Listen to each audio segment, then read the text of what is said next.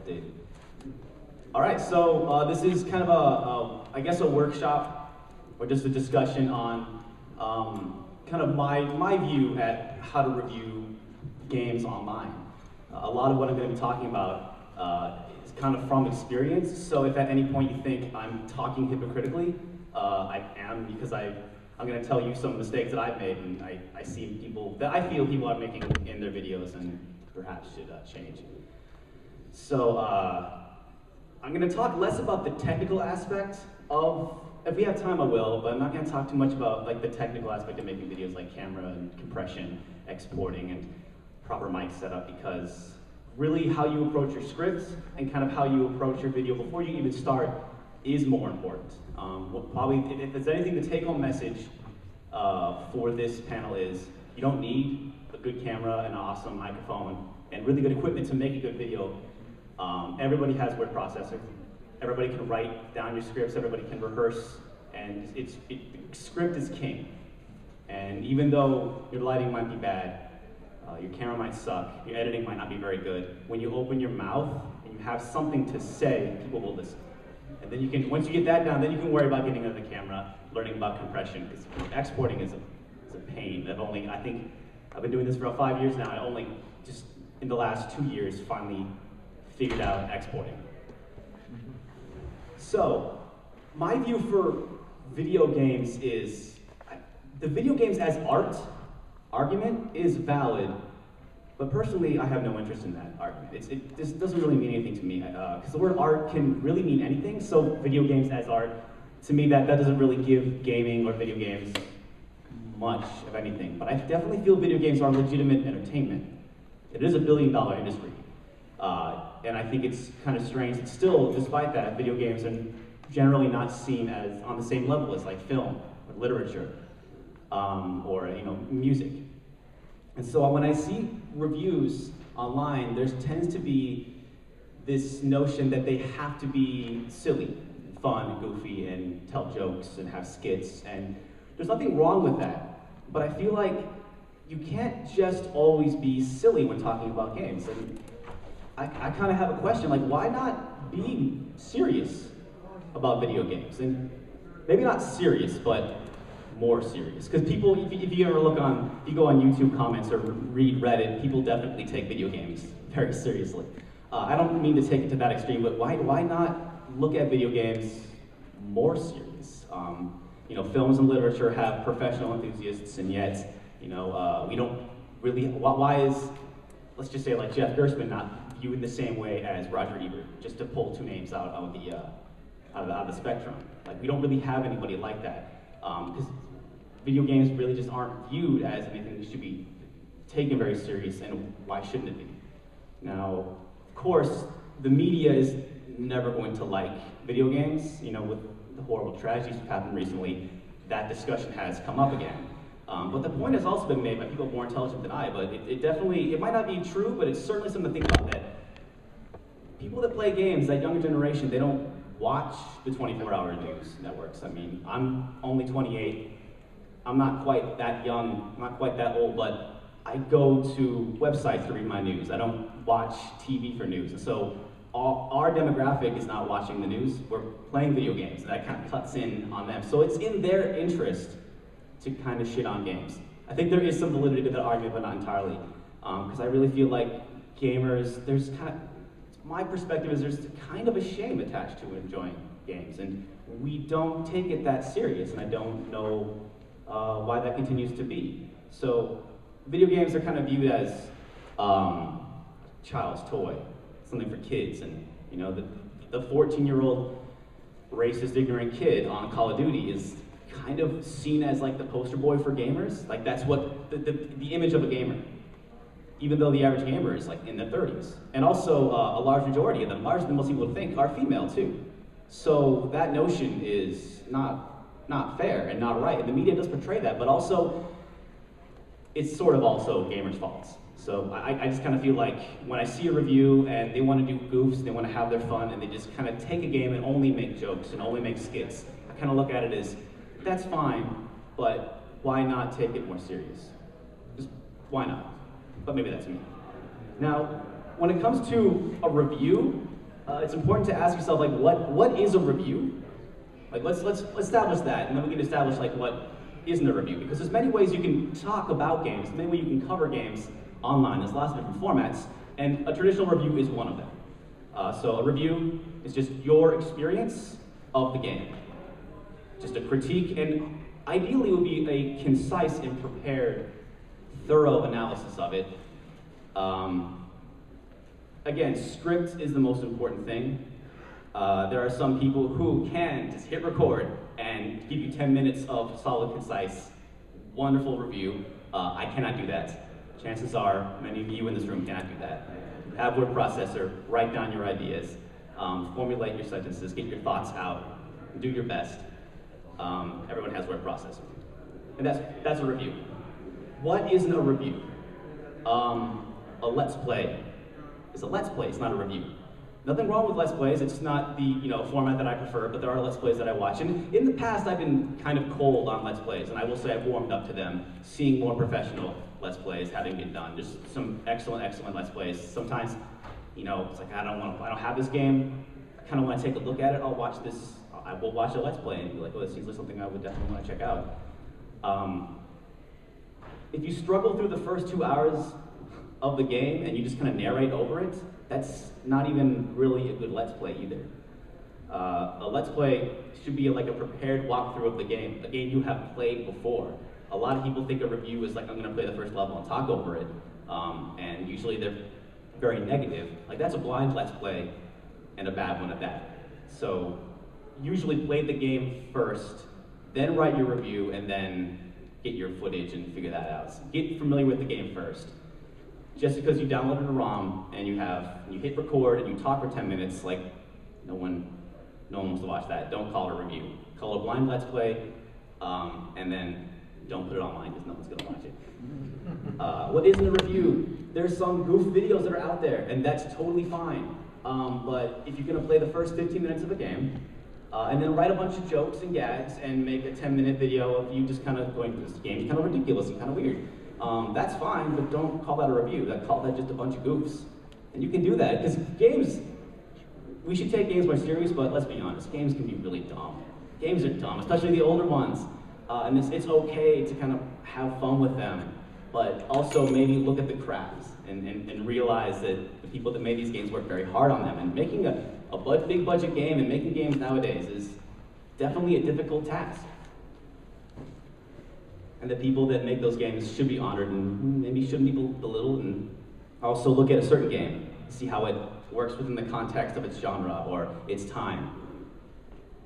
Have your personality, have your goofs. One of the most important things if you're gonna make videos, you wanna have your personality. That's kind of just being honest with how you act and how you talk, and that's fine. But don't forget, really, the game is probably the most important part.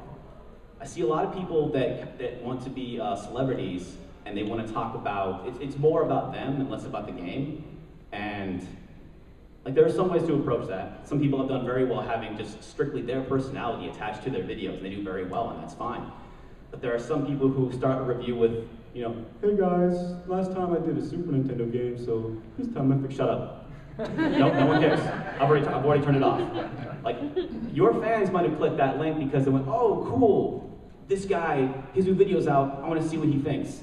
That's good for your fans, but you need to grow your audience. You gotta think of the people who haven't seen you. And, Johnny Window Shopper on YouTube is gonna watch your video and you're gonna go, so I like this game because, I played this way.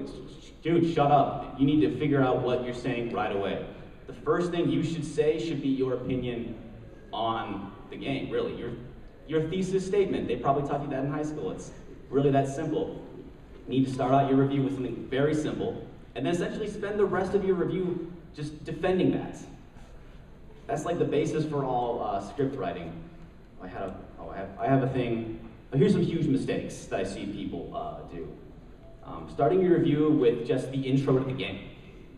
Like, sometimes they won't even have narration over it. Like, you click a review for, let's just say, like Lagoon for the Super Nintendo, and it is just, they just chopped out and plugged in the intro to the game, which is fine if this were just a video of gameplay, but it's not, it's your review, so I have to wait how many minutes for your actual opinion?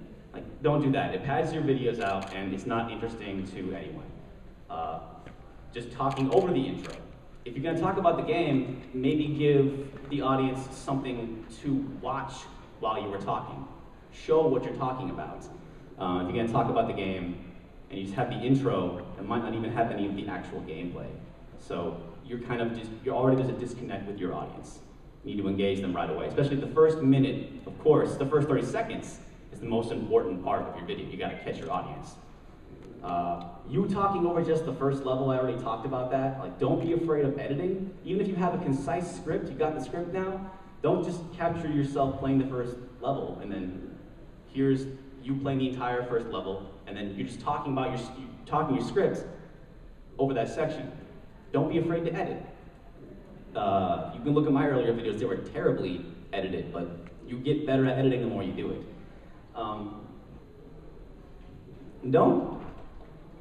Don't use your take on the game as, it's just my opinion, man. Like, you can have a valid, earnest opinion, but there's also sometimes just being, like, maybe you're just bad at the game, or your opinion is a shitty one that's ill-conceived and unformed. It is true you can have an opinion, but you also need to make sure you convince your audience that your opinion is valid. When I reviewed Star Tropics, I mentioned Zoda's Revenge, and kind of was very quickly dismissive of it, and a lot of people were like, well, you can't just dismiss that game and just say, oh, it's crap, and not talk about it. So then I tried to be like, well, I'll do a proper review of that, and people are still gonna get pissed off at you. I'm sure some of you right now are mad at me because I don't like Eternal Darkness. I've already got a couple people talk to me about that, but that's fair. But I would like to think that, you know, I at least tried my best to back up my opinion. It didn't just kind of use this clever outing as, well, it's my opinion, and opinion's never wrong. That's true, you have your opinion, but perhaps your opinion is ill-conceived, and you should have defended your opinion in your review. Also, an opinion might not just be enough, unless you already have an audience and people really care about your opinion.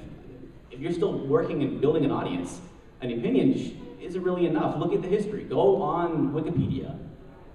Do a Google search and read reviews and find out like other things about the game. See if you can't find any kind of history about it or anything about the creators of the game. Find some kind of history, and if you can't, look at the context of which that game was released. Think of it as if your video was not a video on YouTube and perhaps a column in a magazine in the review section, what other games would be in that section of the review? So you have a first-person shooter or some kind of action game, and at the time no one really liked it because, you know, it was 2 years after Mario came out and not a very good Mario clone, or, you know, it was trying to be like Quake and it just wasn't very good. You can look at the context of the game and you can be like, well, at the time, like, you know, Shatterhand was an excellent two-dimensional action game that started out really, really easy and then got hard. Didn't have that Nintendo hard mentality right away, and you compare that to a lot of, you know, look at the context, sometimes just look at other games in its kin, in its ilk, and you can construct a more interesting narrative around that. And what else do we have? It's, yeah, keep skits to a minimum. I feel like 2013, I think the internet's seen enough skits, and as somebody who's done skits in these videos, I have no interest in doing them anymore. I feel like all the good skits have been done. Well, let's just talk about games, and let's talk about this medium. Let's talk about this billion-dollar industry.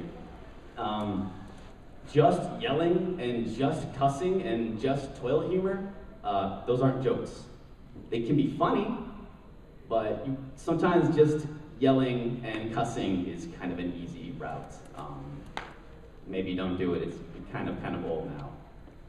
There's certain things you don't need to explain anymore. It's 2013. Everyone knows about the 16-bit console war. Everyone knows about Street Fighter versus Mortal Kombat. Everyone knows about the fall of the Dreamcast.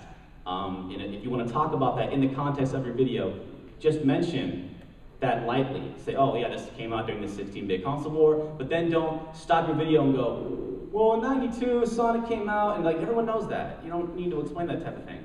In college, early on, one of my writing classes, I was taught a really good lesson that your audience is intelligent but uninformed.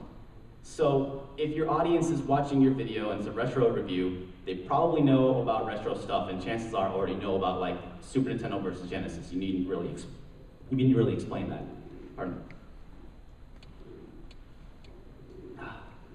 Let's see. Oh, here's the thing that, again, if you want to call me a hypocrite, you totally can, but nostalgia. That is not a valid reason to recommend a game to somebody. Nostalgia is, that's your perspective. That's your, and I don't mean to belittle nostalgia, but don't frame your entire review around, I love this game as a kid. Good for you, would I like it? I don't care about your childhood.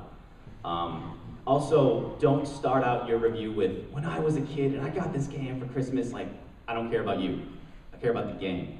So save that for like the second paragraph. After you've introduced everything, then go, after you've made your points and talked about your game and your opinion on the game, then talk about your experiences with the game, because people are interested in that. That's an interesting discussion, but that should not be the number one most important thing with your review.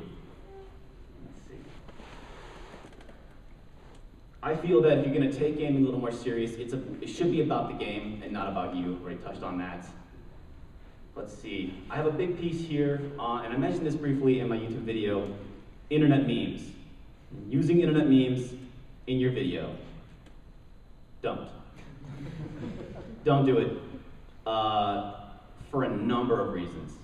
One, it's easy. Like, why not make your own jokes? Or why do you have to have jokes? It's kind of lazy. Like, anyone can do that. Like, I look at internet memes like, oh, so you went on Reddit and you downloaded a couple of funny images. Anyone can do that. I'm not impressed. If you have to, why don't you make your own memes? Like, with your own community, make your own kind of catchphrase, your own joke. That's fine. But even then, don't rely on them for too long. I feel like there are some people who use that too often, and like, I guess certain audience members really like it, but I feel like doing that caters to kind of the dumbest people or the lowest parts of your audience. They want the same thing. Why not challenge your audience? I swear to you, in 2012, I saw someone make a review and they used a Chuck Norris joke. And I immediately closed it. It was a good review. It was really, really good. But in 2012, Chuck Norris, really? Maybe I'm the crazy one, but you know, those jokes came from Conan O'Brien when he was on Late Night. Before he was on, before Show Now, before The Tonight Show. He did the Chuck Norris thing ages ago. That is so old. How many of you people, show of hands, how many of you hate the word YOLO? I don't even know what YOLO is. For every one of you, there is a nerd or a geek or a gamer who is still going to do Gangnam Style jokes and arrow to the knee jokes in 2013. Just don't. And it also ages your videos. I have a theory in my head. There's no way to really know if this is true or not, but my two most popular videos are, of all time, are my Splatterhouse review and my Metal Storm review. For the record, those are both old videos, and I think they're bad. People like them, and that's cool, but like I think they're terrible. Now, for a while, the Metal Storm video was really popular because, you know, I never hid behind this, but I was ripping off the Angry Video Game Nerd's, Karate Kid video, which was I think it was his third video ever. Yeah. So for a while, that was a lot of people who knew about James, knew about his videos, knew about those jokes, and they really thought that was funny. I think I'm still kind of ashamed about it, but it is what it is, and that's how I got my start. But popularity of that video has really waned because I don't actually get to the review of that game until like 4 minutes in. And unless you know James's super old video, you're gonna be completely lost on that joke. And here I was kowtowing to a meme, a popular internet thing, and now that joke is lost on people. On the other hand, the Splatterhouse video was my 4th most popular video this calendar year, and my 3rd most popular video last year. I think that video continues to find an audience because I did my own thing. And I suspect, well, one thing, the Splatterhouse remake came out, and that certainly helped last year, because I also did, you know, the Getting Super Nerdy video on Splatterhouse, and I reviewed the remake proper. So that gave the numbers for 2011 a bit of a boost. But in 2012, there hasn't been hardly any Splatterhouse news, other than there is no news on Splatterhouse. but that video continues to find an audience, and I think it's because the barrier to entry for that video, there is none. To appreciate the Metalstorm video, you have to know James's old videos. That's not the case for Splatterhouse. And I suspect that's one reason why that video still gets numbers and the Metalstorm video is kind of flattened out. And not that I really care about the numbers. I'm not trying to be like, oh, I'm upset, no one's watching it. I'm not trying to say that. Also, doing memes is just chasing trends. Like, you should never chase trends. Every time you put an internet meme in your video, that's like how many. My parents had kids in the 80s, but they still lived through the 80s. And if you look at pictures of your parents in the 80s, like, my dad had big dumb glasses and my mom had big dumb hair, and you look back like, that was cool at the time, but that's kind of embarrassing. I mean, how many people who have arrow to the knee jokes in their videos in 2011, in 2013 are gonna go, oh, that's not a funny joke anymore. For the record, that was never funny. I also have a theory that a couple years ago, Call of Duty videos were super popular, and people were getting very famous and popular, and that's their prerogative. Like, oh, here's an awesome run on Call of Duty. I got a crazy streak on this. Check out my awesome C4 skills. And I never play Call of Duty, but whatever. But people did a lot of those videos, and I wonder if there's really much of an audience for those videos anymore. And now the big thing on YouTube is the scare cam videos. Like, how many videos of people playing Slender can you possibly make? And I wonder that in like 2013 and 2014, is anyone gonna care about those?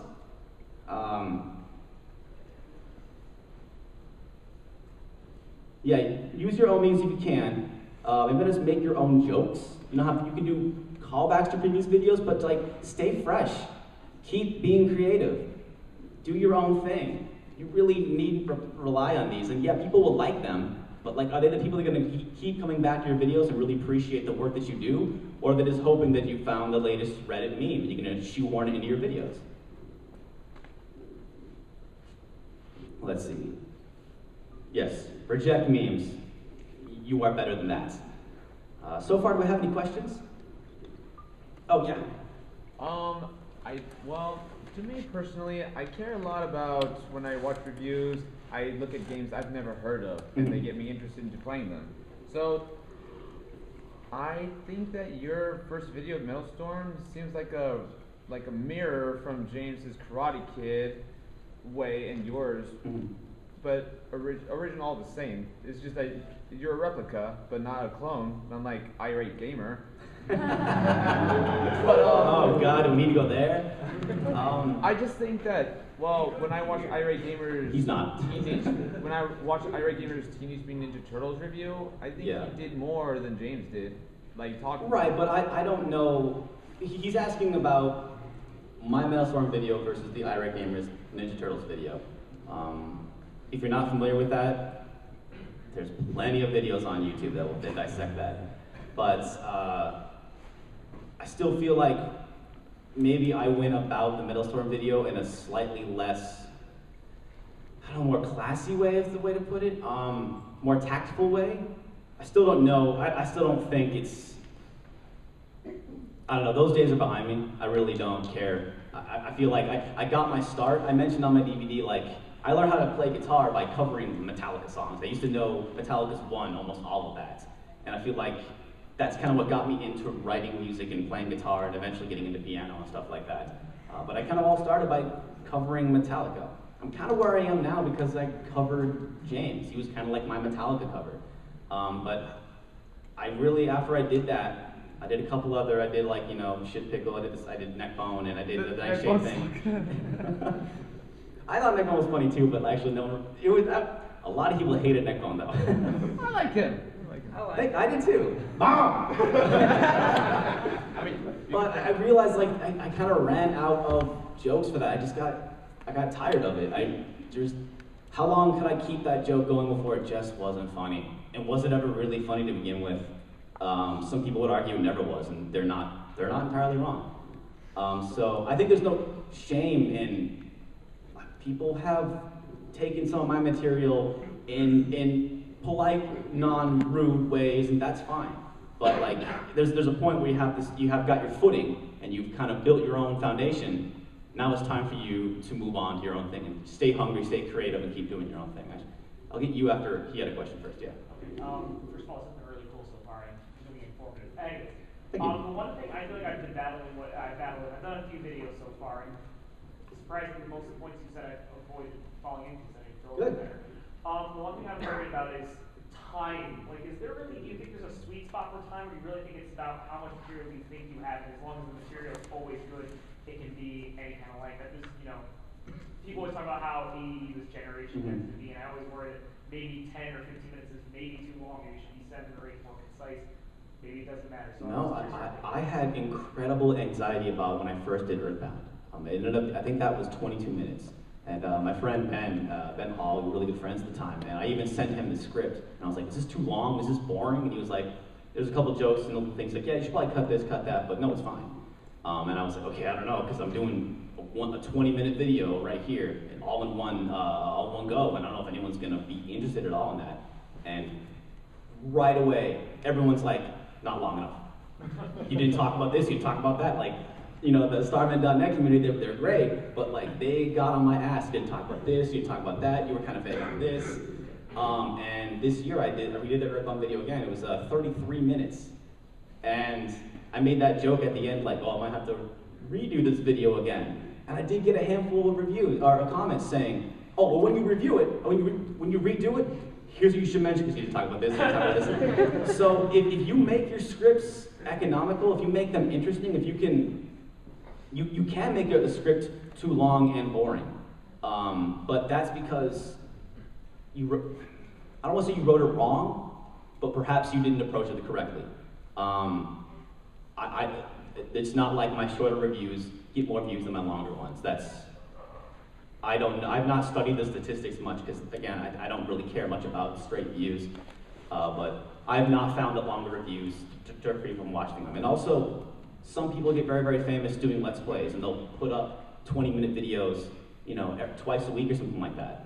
And I'm a huge fan of Giant Bomb, and they put up their quick looks, and sometimes they're an hour. I love their TNTs, where the Thursday night throwdowns, and they do that for 2-3 hours. And like sometimes you put that on in the background, and I'm writing when I'm doing something else, I'm cleaning. You know, I watch that stuff in the background. They're hours long. There are some people that will comment on things you will talk about later in the videos, and that's just going to happen. But to answer your question, like, no. I don't think you could really make a video too long. You can make it boring, but that doesn't mean it's long.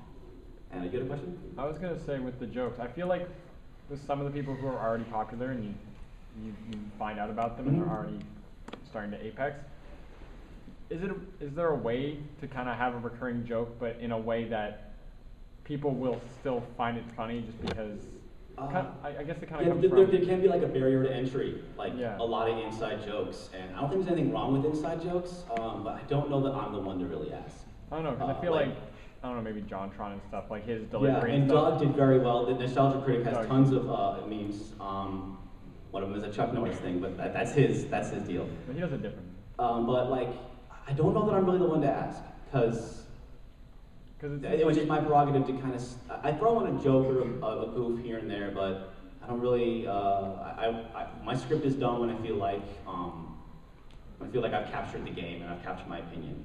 All right. Yeah. I came to you of your Earthbound video because I'm a big fan of Earthbound. What's the best way to appeal to people that are already big fans of like the game you're reviewing? I don't know. I don't think about that. I review Earthbound because I really liked it. I really, really liked it, and I know that there's a huge audience out there for that game, so I wanted to get it right. But people have also, and they're not wrong for doing so, giving me a crap for talking about Earthbound because in some circles, it's not really that underrated, and that's kind of fair. And people also said, like, you review Earthbound, why don't you do Chrono Trigger? Well, you can download Chrono Trigger on your iPhone. You cannot do that with Earthbound. But I feel like you shouldn't worry about the fans. You shouldn't worry about just making sure your video is agreeable. You can do that, but you shouldn't. That's easy. If you don't like a game and your fans request it, I did that experiment with Eternal Darkness where I kind of rage quit that game and I was like, listen, am I playing this game wrong? Because I'm not getting it. And then when they explained it to me, I played it again and I was like, still not getting it, guys, but you know, there's no tank controls and that's kind of cool, and maybe it's scary, but I don't know, but try, you know, don't worry about that. And yes.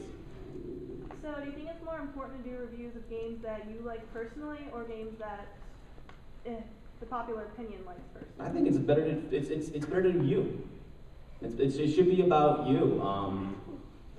It happens that I get requests for games that I was going to review anyway, and that's always convenient. But I try and do right by my fans.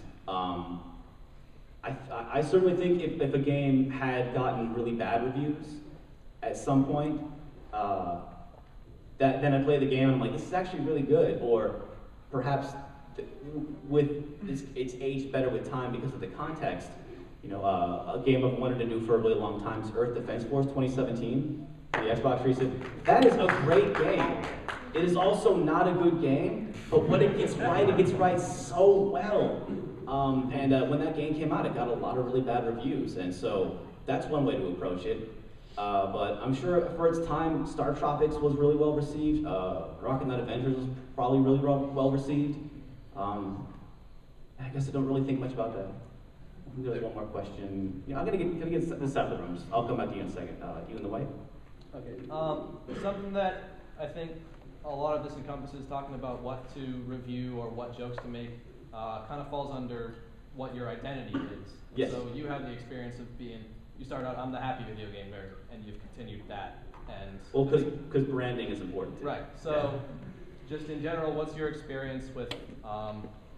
Would you recommend people start out with, this is my brand, this is my identity, or would you, maybe if you had a chance to do it differently, just kind of work into it and not decide right away what your style is? Oh yeah, what your style is. I think if you don't chase trends and don't try and ride people's coattails for too long, I think you'll find it naturally. If you really do, you know, it's kind of cheesy, but like, you just look inside yourself and believe in yourself. But that's kind of true. If you do these videos for you, that'll come out naturally. And I think a style and a personality, a cadence, a flavor, that's going to come out naturally. Just try and make sure everything kind of comes from your brain. Yeah. And was it you in the blue had a question? Yeah. Yep. How do you find a balance of tone? Like, say, ragging on a game, like little flaws, you find it kind of amusing or funny, and also trying to show how it should be appreciated. Like, I've been writing a script for a Sega Saturn review that has horrible voice acting, pacing, and some weird slowdown in the weirdest areas, but it's also really good. And I don't know, I worry if sometimes things come across. You should admit that. You should, I absolutely loved It'll Bleed, but man, that game's got problems and is not for everyone. And I still had to play. I had to get pretty far into the game before I got it. I think be honest. Elemental Gearbolt has a pretty cool story, and just I think terrible voice acting, and just kind of admit that. Talk about what it does right. Really, at the end of the day, if the game is fun to play, then slow down, bad graphics, things like that shouldn't matter. But don't lie to your audience. I always feel like I'm recommending the game to a friend, and I would be upset if the friend came back and said, "You never told me about the long load times," or "You didn't tell me about there's no checkpoints." So also inform them and let them know, like, this game is great, but watch out because there's a couple things you should be aware of. And yeah. I read in your comments in your YouTube channel about someone asking you should review Sonic the Hedgehog 4, and then you even know that's already awful. How so? It wasn't Sonic 4, it was Sonic 2006. I get a lot of people want me to review. They want me for Is It Really That Bad? They want me to do that one, and I feel like that's been done. I know he will want me to do it, but like I just have no interest in doing that. I think I've said I don't want to do Sonic Episode 4 because I am not a Sonic fan. Like I'm not. Love is love. I hate him, but like Sonic is not for me. I'm like Mega Man. That's my thing. So I wouldn't review Sonic Episode 4 because I don't feel like I qualified. I would not be the person to ask. I guess if I couched my narrative in I don't know nothing about Sonic, and so like as an outsider looking in, here's what I think about the game, but I don't feel like that's not for me. And But that's not Sonic 4. It's Sonic, is this Sonic Episode 4 the one that came out recently for a download? Yeah. Or am I thinking? Episode 2 and episode 1. What we I talking? got confused. Sonic the Hedgehog 4. Episode 2. That one came out recently. Yeah. They have Sonic the Hedgehog 4 and Sonic the Hedgehog. Yeah, but then in 2006 they released a game called Sonic the Hedgehog. So And is that's that- coming. Is that the one that you say that's awful? Yeah. Yeah, that's Everyone makes more says sense. I was under the impression that was pretty well. I thought that was I believe the general consensus is that was a very bad game and only How? almost. I don't know how it's sold well. Sorry, what was you saying, man? What's bad about it? I thought that's Oh. the fourth game in the title. Fourth game. I'm not really sure. It's a different game. Yeah. In the back, Luke. Oh, sorry. No, I'm gonna this guy. I'll get you the next with the hat. I'll get you next. Yeah. Sorry. So I had a question about in terms of skits, because you bring up skits and how they're kind of for those of us who do skits, even if you keep them short, what do you think about props in skits? No, I think props are fine, but I think no. That's key. Is keep your skits short. So if they're not funny, at least you're not derailing your video for too long. If you keep it like 20, 30 seconds, and if it's not funny, the audience might go like, all right, good bit, and then you move on. That's kind of how I look at it. I think the Nightshade video was my one attempt at a skit. I've also done real filmmaking before, and I don't think I'm very good at it. So I also leave skits to the people who are good at filmmaking. I got one more question from you, and then I'll get you, okay? So, yeah. I don't know if you've already answered this, but what do you use to capture your footage from games? I've actually been meaning to look into capture cards. But I currently just use a DVD-R. DVD recorders are difficult to find now. My original DVD recorder finally died on me, and I had to buy a new one, and I had to go to Walmart, and I got a Magnavox. I didn't even know like Magnavox still existed, and then I was having problems with that, and I went to go buy it again. Like, I'd lost the remote control, and I was like, well, I'll just buy another one and get the remote control like some other time. I didn't even make them anymore. So I think you have to do capture cards now. And I've also wanted to look into emulation as a tool for capturing gameplay footage. I'm still a collector at heart, and I still really like owning games, but I do kind of worry about the quality of things. And we can talk about that a little later. But that's important. Capturing footage is important. But again, script. When you open your mouth and you talk, are you making engaging arguments? Are you informing the audience of like history and context and stuff like that? You can do a lot with just a script. You might not have a DVD or a capture card, but you have word processing. And yeah, you? I know your thoughts on skits now. What are your thoughts on storylines?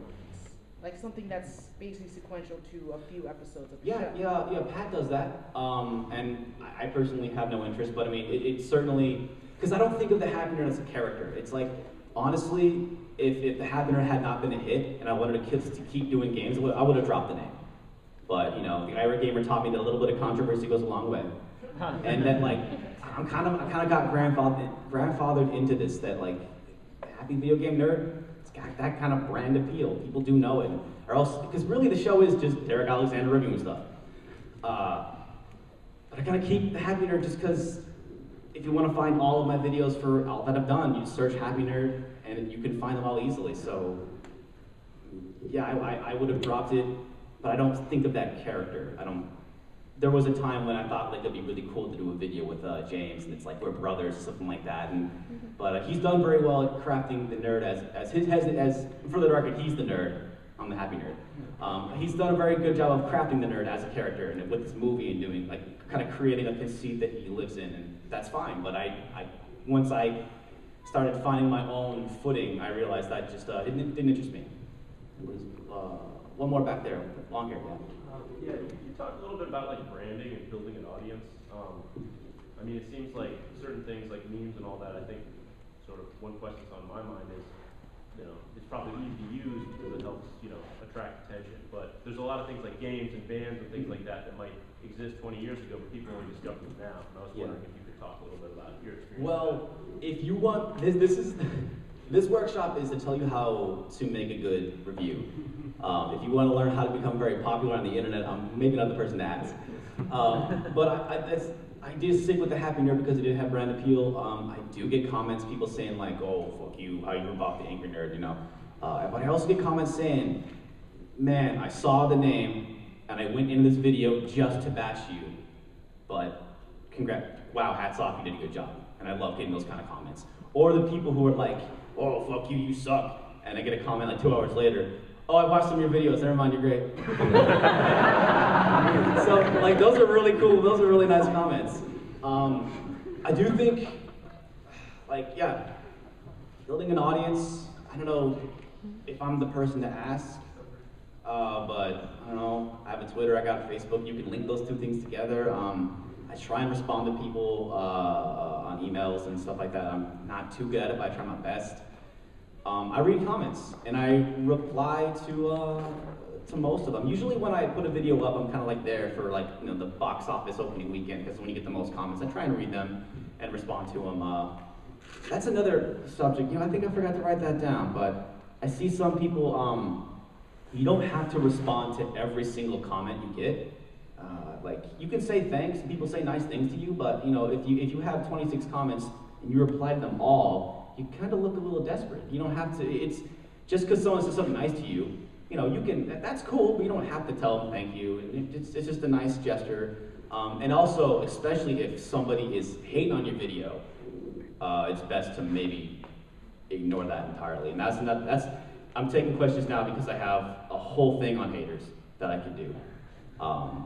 That's, we're almost running out of time. I would take 2 more questions and then I'll jump into my thing about haters here. There's you, and I think, wasn't somebody else? I was here too. Okay, so I'll do you first and then you. Okay. As so far as gear and editing programs, what did you use in the beginning and what do you use now? I started out using Final Cut on a friend's computer, and then I used Adobe Premiere for a while, and then making the Earthbound video, the first one, my computer just died. And it might have been because it was a pirated version of Adobe Premiere.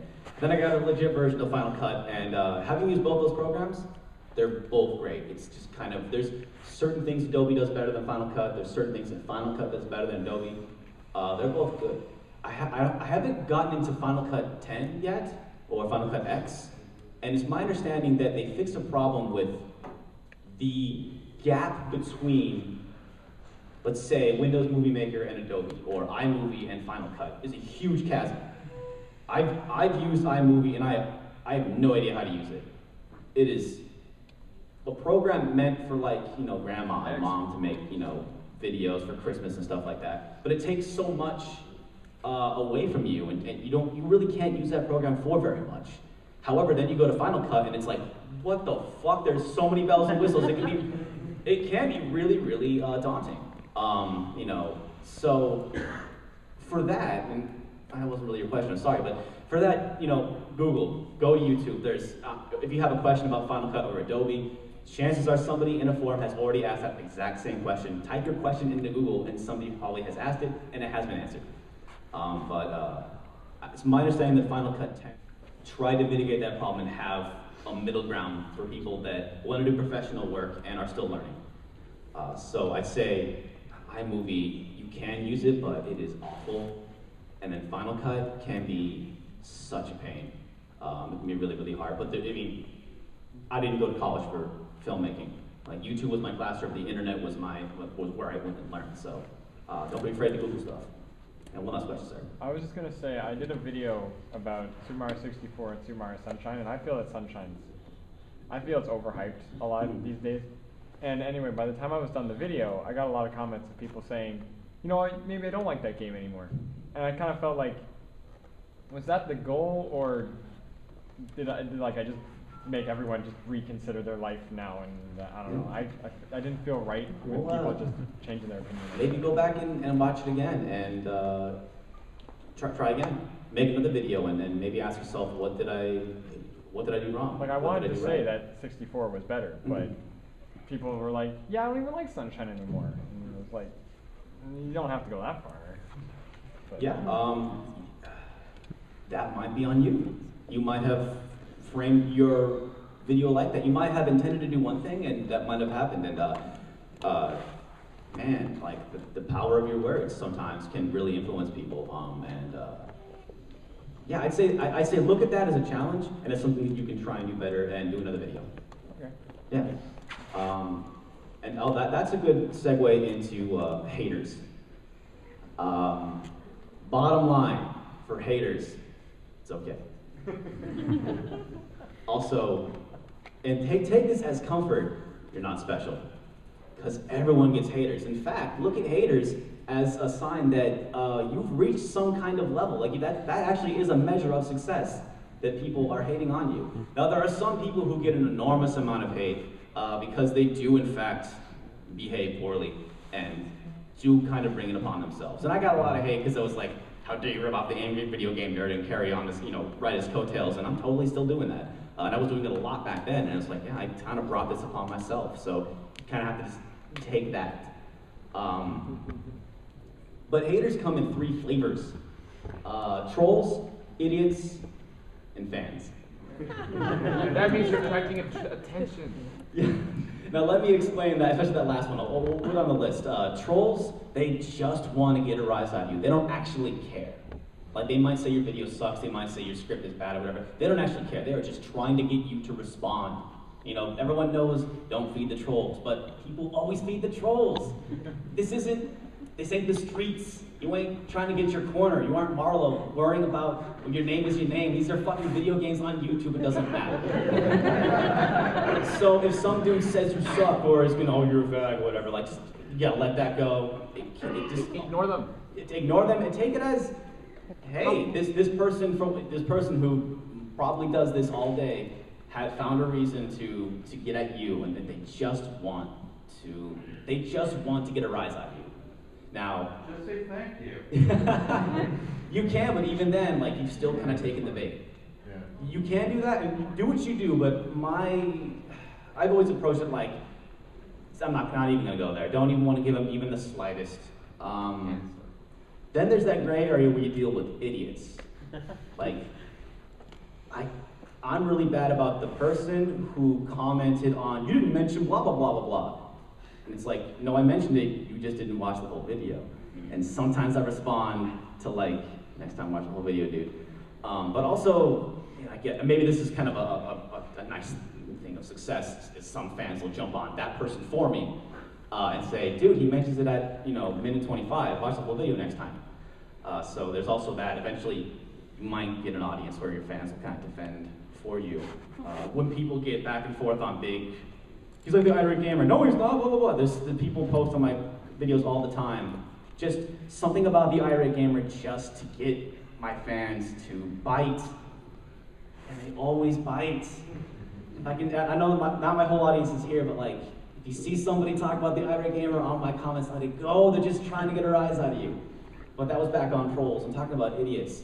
There's some people who just don't get it, or they're hating on you and their logic is so flawed, and you can say to yourself, I'm smarter than that. And at the end of the day, I learned this lesson from Kevin Smith talked about, so you won a game of wit with some moron on the internet. Congratulations. It's just not worth it. You can try and be nice and civil, and don't remember context in terms of like cadence and the way you speak is never presented. You cannot be sarcastic in text. So also choose your words carefully when you want to try and talk to an idiot. Like, hey, maybe you didn't, oh, it's at this moment. Don't belittle them, because in their mind, they're the one that's right, and you're the one that's wrong. And they might not be comfortable with the idea of someone calling them an idiot or making it light to them that, oh, wait, I am an idiot. And then there's also the problem that maybe this idiot is also a fan. And there are certain fans that they mean really, really well. They do love your work, and they will support you, and they're just letting you know that, like, they didn't like this video, man. And if you jump on them and just say, well, fuck you then, they're gonna be like, what?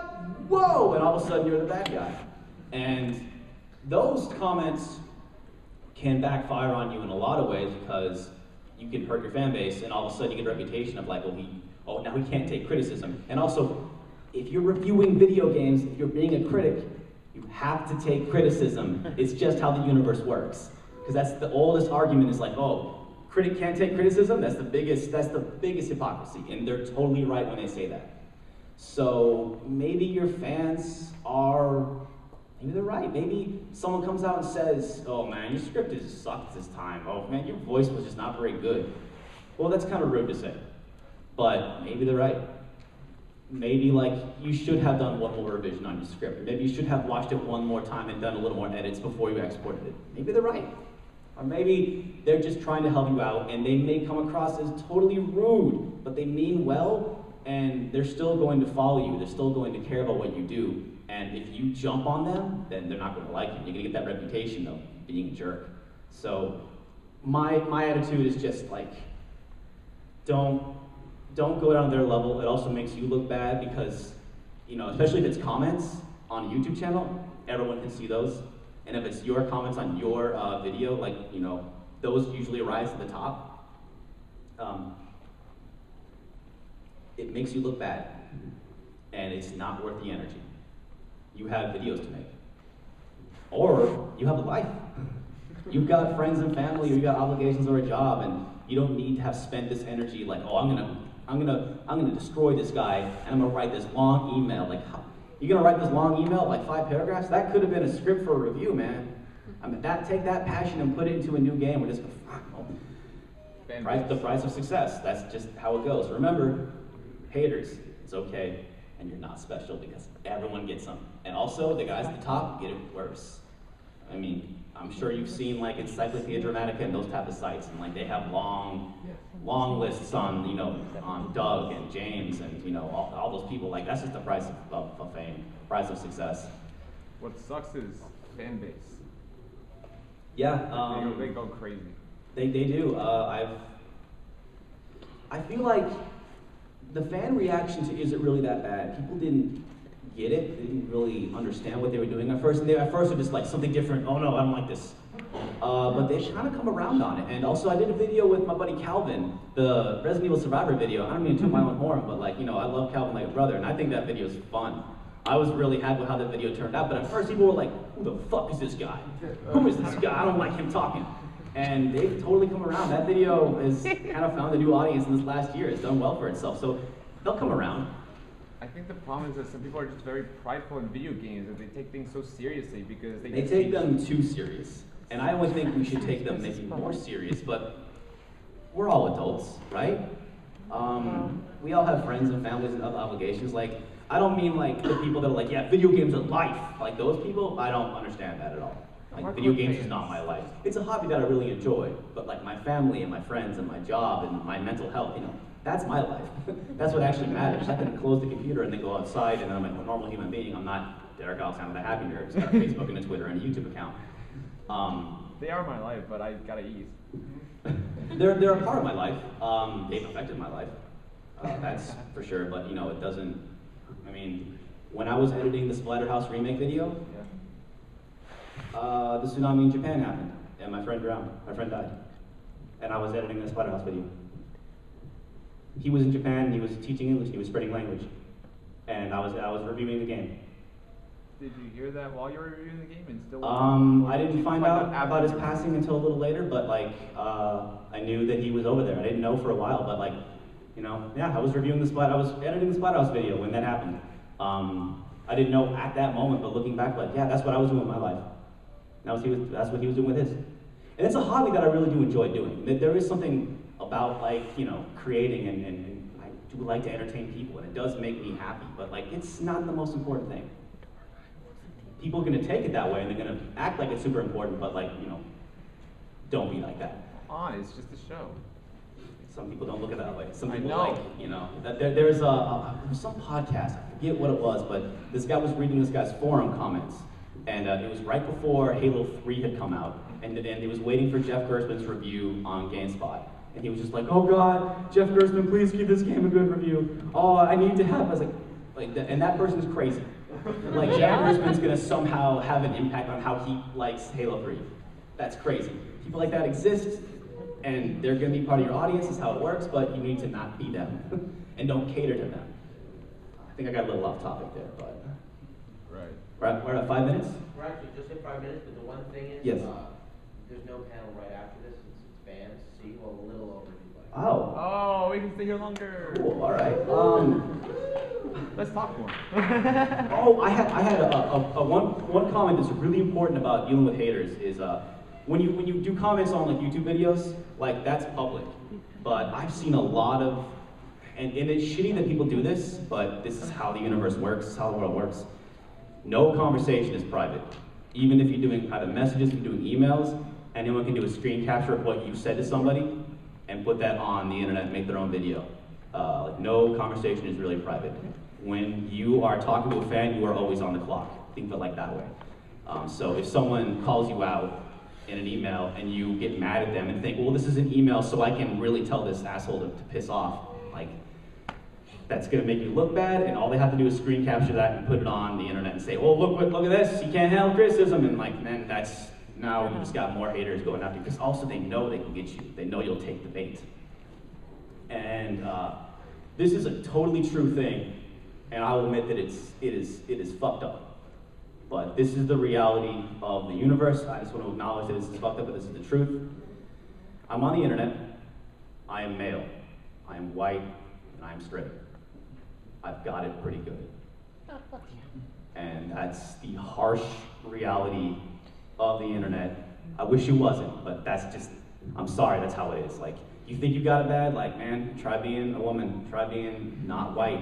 Like, that's, you go on Xbox Live, you go on online, you know that's a fact. But like, even on YouTube channels, like any woman goes online, like, she's fat, she's ugly, you know. I get called fat a couple of times, and it's true. But it's, before you start getting upset at the amount of hate you're getting, like, it could be so much worse. So just try and stay positive and don't waste yourself on the energy. Right, you could be answering phone calls at a, yeah. You know, and deal You with could be talking to your mom, you could be hanging out with your brother, you could be making friends. Or you could just be going to the park and walking around, and there's so many better things you can be doing with your life.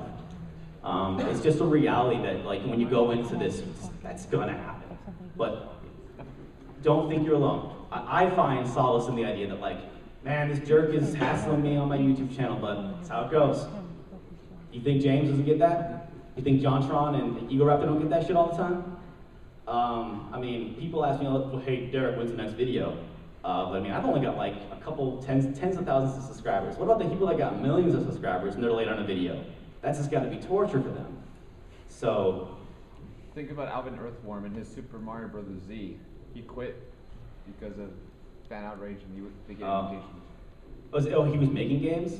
No, Alvin Earthworm made a Flash video series of Super Mario Bros. Z with Mario and Sonic crossover, fighting Mecha Sonic and collecting the Chaos Emeralds. Fans got impatient and kept demanding another episode, and then they kept sending him inappropriate messages and saying all those mean things. And then yeah, I mean, sometimes that's how it happens. He just quit. He just really was tired of it, you know. I guess that's really all I have.